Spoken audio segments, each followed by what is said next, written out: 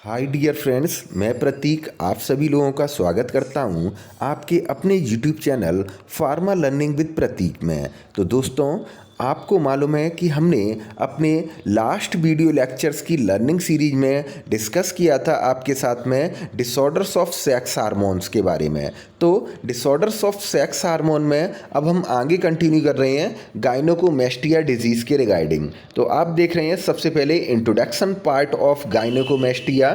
तो यहाँ पर आप देख रहे हैं कि gynaecomastia is a condition that makes breast tissue enlarge और swell in boys and mens. तो यहाँ पर आप देखेंगे कि गायनोकोमेस्टिया एक ऐसी कंडीशन रहती है जिसमें बॉयज़ और मेंस के जो ब्रेस्ट टिश्यू हैं वो आपके स्वेल हो जाते हैं और एनलार्ज हो जाते हैं। Then gynaecomastia is an endocrine system disorder in which the non cancerous increases in the size of male breast tissue occurs. तो आप देखेंगे कि गायनोकोमेस्टिया एक ऐसी एंडोक्राइन कंडीशन होती है, ऐसा एंडोक्राइन डिसऑर्डर रहता है जिसमें आपके नॉन कैंसरस जो है वो ब्रेस्ट साइज और ब्रेस्ट टिश्यू जो है वो आपके इंक्रीज होना शुरू हो जाते हैं। Then gynaecomastia is most commonly caused by an imbalance between the hormones oestrogen and testosterone. और गायनोकोमेस्टिया जो है वो आपकी अकर होती है जब आपके ईस्ट्रोजन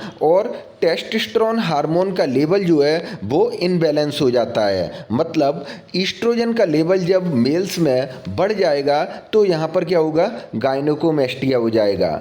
देन आप देख रहे हैं कि gynaecomastia is most commonly caused by male oestrogen level that are too high और are out of balance with low level of testosterone. तो गायनोकोमेस्टिया मोस्ट कॉमनली मेल्स में जब होती है जब ईस्ट्रोजन का लेवल क्या हो जाता है, टू हाई हो जाता है। अगर हम कंपैरिजन करते हैं आपके टेस्टोस्टेरोन हार्मोन के लेवल से, तो मतलब मेल्स में आपका फीमेल सेक्स हार्मोन का लेवल जब टू हाई हो जाएगा तो फिर यहाँ पर आपका गायनोकोमेस्टिया कंडीशन अकर हो जाएगी। सो अब हम बात करेंगे आपसे इसके ईटियोलॉजी एंड कॉजेस के रिगार्डिंग। तो जैसा कि आप देख रहे हैं कि the major cause of gynaecomastia is low level of testosterone as compare to oestrogen level. जो आपका मेजर कॉज रहता है गायनोकोमेस्टिया का वो आपका टेस्टोस्टेरोन का लेवल जो है वो कम होना, यानी कि मेल सेक्स हार्मोन का लेवल कम हो जाएगा और फीमेल सेक्स हार्मोन ईस्ट्रोजन का लेवल यहाँ पर रेगुलर इंक्रीज होता रहेगा। तो सबसे पहले आप देख रहे हैं कि नेचुरल हार्मोन चेंजेस, जो आपके नेचुरल हार्मोन चेंजेस के बारे में बात कर रहे हैं हम। तो oestrogen is not only a female hormone, it is also produce in male in trace amount. When its level in males increases more than testosterone level occurs gynaecomastia. तो जो एस्ट्रोजन हार्मोन होता है वो केवल फीमेल्स का hormone नहीं होता है, बट मेल्स में भी प्रोड्यूस होता है, but only in the trace amount. But यहाँ पर क्या होता है कि जब भी मेल्स में आपका ईस्ट्रोजन का लेवल बढ़ना शुरू हो जाता है, इंक्रीज होना शुरू हो जाता है और टेस्टोस्टेरोन के लेवल से ज़्यादा हो जाता है, तो ऐसी कंडीशन को हम गायनोकोमेस्टिया बोलते हैं। देन सेकंड आप देख रहे हैं that is a kidney failure. तो आप देखेंगे the maximum individual suffering from the kidney failure required regular haemodialysis undergoes the hormonal imbalance which may result in gynecomastia। तो अधिकांशतः लोग जो कि आपके किडनी फेलियर वाली कंडीशन से सफ़र कर रहे हैं उन्हें रेगुलर जो है वो आपका डायलिसिस की ज़रूरत पड़ती है, जिसको हम हीमोडायलिसिस बोलते हैं। और यहाँ पर अगर हीमोडायलिसिस प्रॉपर नहीं हो पा रही है तो उनका हार्मोन लेवल जो है वो आपका क्या होगा, इनबैलेंस होगा, और जिसका रिजल्ट आपको गायनोकोमेस्टिया देखने के लिए मिल सकता है। देन आप देख रहे हैं हाइपोपिट्यूटरिज्म। तो hypopituitarism also called pituitary insufficiency is a rare condition in which your pituitary gland does not make enough of certain hormones। तो हाइपोपिट्यूटरिज्म एक ऐसी कंडीशन होती है जिसमें आपकी पिट्यूटरी इनसफिशियंसी रहती है, और ये एक रेयर कंडीशन रहती है जिसमें आपका पिट्यूटरी ग्लैंड जो है वो आपके सर्टेन हार्मोन्स को सीक्रेट और रिलीज नहीं कर पाता है। देन आप देखेंगे यहाँ पर मेडिकेशंस। तो मेडिकेशंस में आप देख रहे हैं कि anti androgen drugs like spironolactone, flutamide and anti anxiety drugs like diazepam and calcium channel blockers अगर आप लॉन्ग टर्म तक यूज कर रहे हैं कंटिन्यूअस, तो यहाँ पर क्या करते हैं, ये आपका साइड इफेक्ट शो करते हैं और आपको गायनोकोमेस्टिया हो सकता है। देन आप देखेंगे इसके साइन एंड सिम्टम्स के रिगार्डिंग। तो साइन एंड सिम्टम्स में आप देख रहे हैं swelling in breast tissue. Breast tissue जो है वो आपके स्वेल हो जाएंगे, ब्रेस्ट एनलार्जमेंट, और ब्रेस्ट जो हो जाएंगे वो आपके एनलार्ज देखने के लिए मिलते हैं पेशेंट में। देन आप देख रहे हैं ओवर वेट। यहाँ पर क्या होता है कि ओबेसिटी बढ़ती है और वेट जो है वो आपका गेन होता है पेशेंट का। Then nipple discharge in one or both breast. तो यहाँ पर क्या है कि निप्पल डिस्चार्ज होने लगती है मेंस में either in one breast or both of the breast. Then आप देख रहे हैं अब इसकी पैथोजेनेसिस और पैथोफिजियोलॉजी। तो पैथोजेनेसिस में आप देखेंगे कि यहाँ पर आपको बताया गया है कि oestrogen activity stimulate the breast tissue. तो जब आपका ईस्ट्रोजन का लेवल आपका हाई हो रहा है, पहली चीज़ यहाँ पर एक कंपैरिजन दिखाया गया है ईस्ट्रोजन एंड टेस्टोस्टेरोन में। तो आप देख रहे हैं कि ईस्ट्रोजन का लेवल क्या है, आपका हाई हो रहा है, तो ये आपका स्टिमुलेट कर देता है ब्रेस्ट टिश्यू के एनलार्जमेंट को। देन आप देख रहे हैं कि एंड्रोजन का लेवल, एंड्रोजन जो आपका टेस्टोस्टेरोन हार्मोन है उसका लेवल जो है वो आपका कम हो रहा है, तो एंड्रोजेनिक और एनाबॉलिक एक्टिविटी जो है वो भी आपकी क्या हो जाएगी, कम हो जाएगी। तो यहाँ पर प्रॉपर एक इनबैलेंस होता है between the male sex hormone testosterone and female sex hormone oestrogen. Then आप देखेंगे कि यहाँ पर आपका किस तरीके से ये इम्बैलेंस अकर होता है। तो आप देखेंगे कि जो आपका एंड्रोस्टेरोडाइन जो है वो आपका यहाँ पर सीक्रेट हो रहा है, और एंड्रोस्टेरोडाइन क्या होता है कि 17 beta hydroxy steroid dehydrogenase enzyme की प्रेजेंस में टेस्टोस्टेरोन में कन्वर्ट हो जाता है।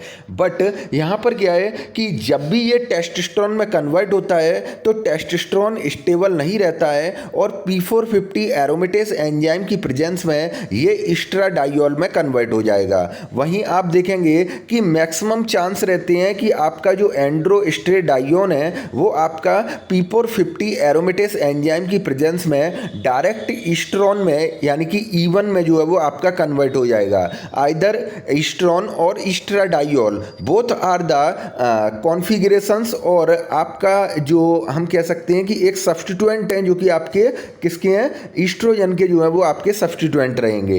देन आप देख रहे हैं कि जो आपका ईस्ट्रोन है वो आपका क्या होता है 2 हाइड्रोक्सी ईस्ट्रोन की प्रेजेंस में आपका 16 हाइड्रोक्सी ईस्ट्रोन में कन्वर्ट हो जाता है, और देन आगे चलकर ये आपका ईस्ट्रायोल में कन्वर्ट हो जाएगा, और आपका जो ईस्ट्राडायोल है वो भी आपका 2 हाइड्रोक्सी ईस्ट्राडायोल में कन्वर्ट हो जाता है। तो यहाँ पर जो आपका ईस्ट्रोन है, ईस्ट्राडायोल है, ईस्ट्रायोल है, 2 हाइड्रोक्सी ईस्ट्राडायोल है, या फिर आपका 16 अल्फा हाइड्रोक्सी ईस्ट्रोन है, ये सब क्या है आपकी द फॉर्म ऑफ ईस्ट्रोजन। तो यहाँ पर क्या है कि आप देख रहे हैं कि एंजाइमेटिकल रिएक्शंस के थ्रू भी आपका क्या हो रहा है, ओनली जो है वो आपका ईस्ट्रोजन में कन्वर्जन हो रहा है, ठीक है, और टेस्टोस्टेरोन बन रहा है तो वो भी आपका स्टेबिलिटी को शो नहीं कर रहा है और ईस्ट्रोजन में आपका कन्वर्ट हो रहा है। तो इस वजह से आपका क्या होता है, ईस्ट्रोजन हार्मोन की कंसंट्रेशन जो है वो आपका मेल्स में